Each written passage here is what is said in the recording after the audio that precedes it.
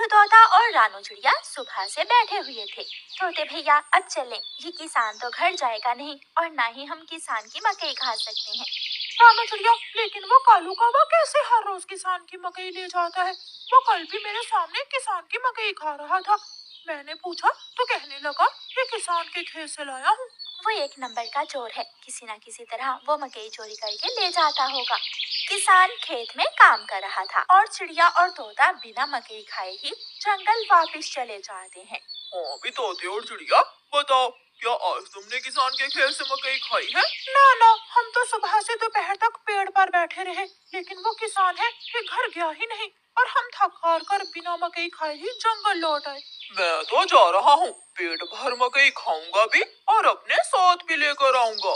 कालू कौवा इंसानों की बस्ती की तरफ जाता है। कालू कौवा किसान के खेत में जाकर किसान से कहता है, किसान, तुम्हें तुम्हारी पत्नी घर बुला रही है, तुम्हारे घर में मेहमान आए हैं। अच्छा, तो मैं जल्दी से घर जाता हूँ। कौवे, शुक्रिया जो तुमने मुझे बता दिया।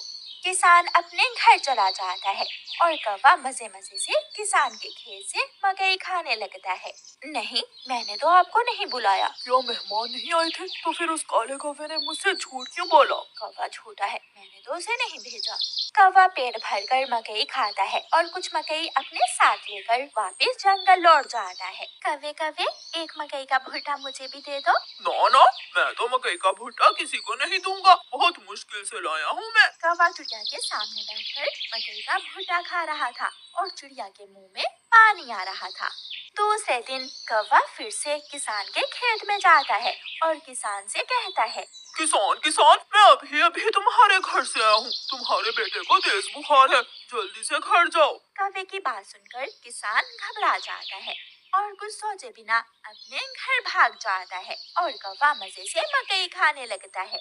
कहाँ है मेरा मुन्ना? मुन्ना तो बाहर खेलने गया हुआ है। क्या मेरा मुन्ना ठीक है? हाँ, मुन्ना तो बिल्कुल ठीक है। तो फिर इसका मतलब आज फिर उस शरारती कौवे ने मुझसे शरारत की है। उसने मुझसे कहा कि मेरे मुन्ने को बुखार है, मैं जल्दी घर जाऊं। वो कौवा जरूर आपको घर भेजकर खेत से फसल खाता होगा। मैं कल देखूंगा वो कौवा कैसे मुझे उल्लू बनाकर मेरे खेत से मेरी फसल खाता है। कौवा जंगल जाकर बहुत खुश था। वो जो मकई अपने साथ लाया था वो तोते और कबूतर के सामने बैठकर खाता है। वाह, मजा ही आ गया, ये मकई तो बहुत स्वादिष्ट है। यार कौवे, थोड़ी सी मकई मुझे भी दे दो। हाँ ठीक है, अगर तुम मेरे घर का काम कर दो तो मैं तुम्हें भी मकई दे सकता हूँ। मैं भी करूँगा, मैं भी कौवे आपके घर का सारा काम करूँगा, मुझे भी मकई दे देना। ठीक है, तो फिर जल्दी से मेरे साथ आ जाओ। कौवा कबूतर और तोते को अपने घर ले जाता है। तोते, तुम जल्दी से मेरे घर की सफाई सुथराई कर दो और कबूतर तुम जल्दी से मेरे सारे बर्तन धो दो, फिर मैं तुम दोनों को मकई दूंगा। फिर कबूतर अपने काम में लग जाता है और तोता कौवे के घर की सफाई सुथराई करने लगता है। दोनों अपना अपना काम खत्म कर देते हैं। कौवे, मैंने काम कर दिया है, अब मुझे मकई दे दो। मैंने भी काम कर लिया है, मुझे भी मकई दो। कौन सी मकई? चलो भाग जाओ यहाँ से तुम दोनों, मैं तुम्हें कुछ नहीं देने वाला। तुम धोखेबाज हो, तुमने धोखे से हमसे अपना काम करवाया और अब हमें भूखे ही भेज रहे हो। कबूतर और तोता वहाँ से चले जाते हैं। कौवा हर रोज की तरह अगले दिन भी किसान को पागल बनाने के लिए किसान के खेत में चला जाता है। कौवा किसान के पास जाता है और किसान से कहता है, किसान, मैं अभी देख कर आया हूँ, तुम्हारी गाय जंगल की तरफ जा रही है, शायद उसकी रस्सी टूट गई होगी। मेरी गाय को तो शेर खा जाएगा। कौवे, मैं जल्दी से जाकर अपनी गाय को बचाता हूँ। किसान वहाँ से जाता है, लेकिन आज किसान थोड़ी दूर जाकर पेड़ के पीछे छुप जाता है। कौवा किसान के खेत में जाकर मकई खाने लगता है।